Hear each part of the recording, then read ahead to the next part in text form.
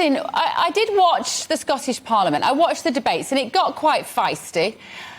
Why are you so in favour of this change? Just help us to understand, because that bit for me was slightly missing from a lot of the conversations. It was just kind of assumed that this is just right. It's just right. There wasn't enough why.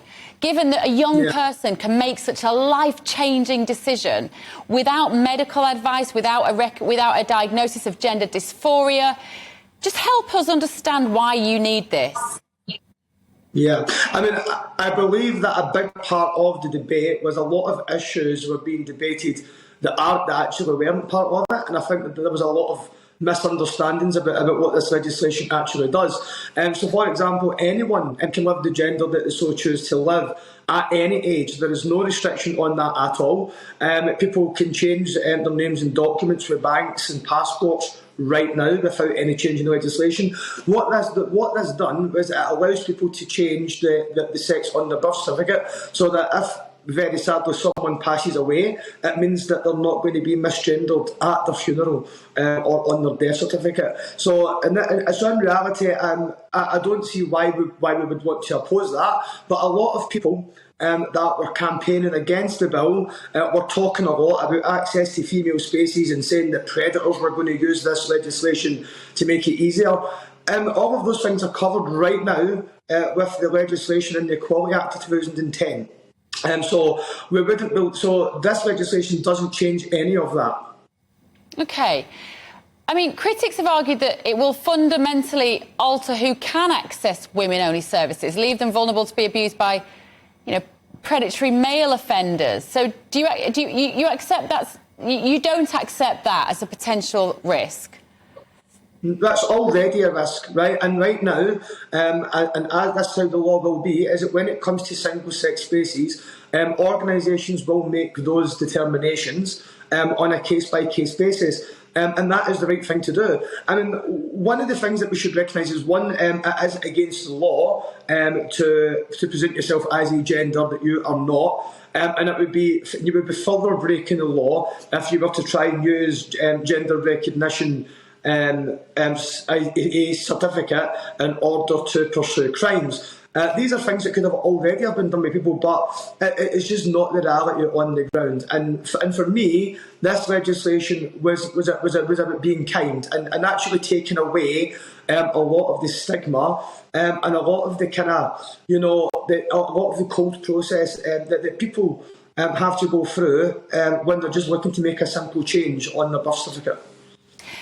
Do you wonder, Austin, why there are so many more people now that want to change their gender than ever before? We've got thousands of people on the waiting list to have gender reassignment surgery. Do you have a theory as to why that is?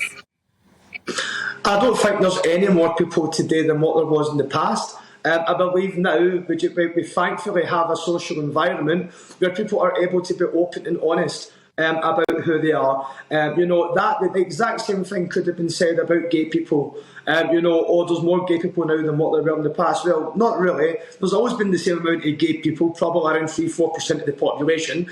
It's just that now thankfully, we live in a society where we can be free and live life, without the same bigotry that we used to have in days gone by. And I think in this debate, we have to make sure that we don't follow down the same bigotry that gay people have faced in the past, because transsexual people right now in this debate have been demonised, and it's been very unfair comparing them to predators.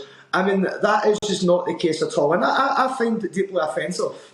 Yeah, I don't subscribe to that at all. I try to make to put some really kind of a gap between those two debates. I don't presume that all trans people have got any sort of perverse intention. I think the majority of trans people are very vulnerable. I think they've lived often quite difficult lives, and I do worry though that as a pathological psychological condition, that gender dysphoria is something that needs to be medically recognised and investigated rather than ignored, and therefore normalising transgender, particularly surgery. And my worry is that we are, in an effort, as you say, to be kind, very well-intentioned, we might be making mistakes here that people might one day regret.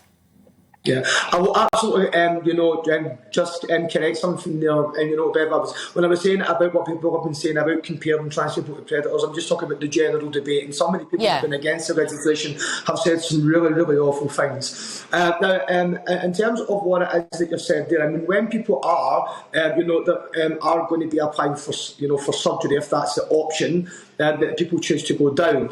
I mean, it is a long process, and within that process, people do.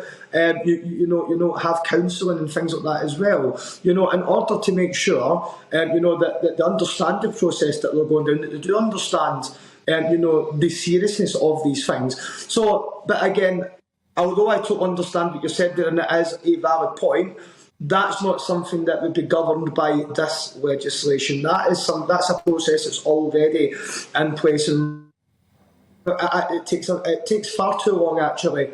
For people to be seen in our NHS, and that's something I would recognise, and it's something that we need to improve upon. But you are right, people have to be properly supported. Absolutely, I don't think anyone would disagree with that.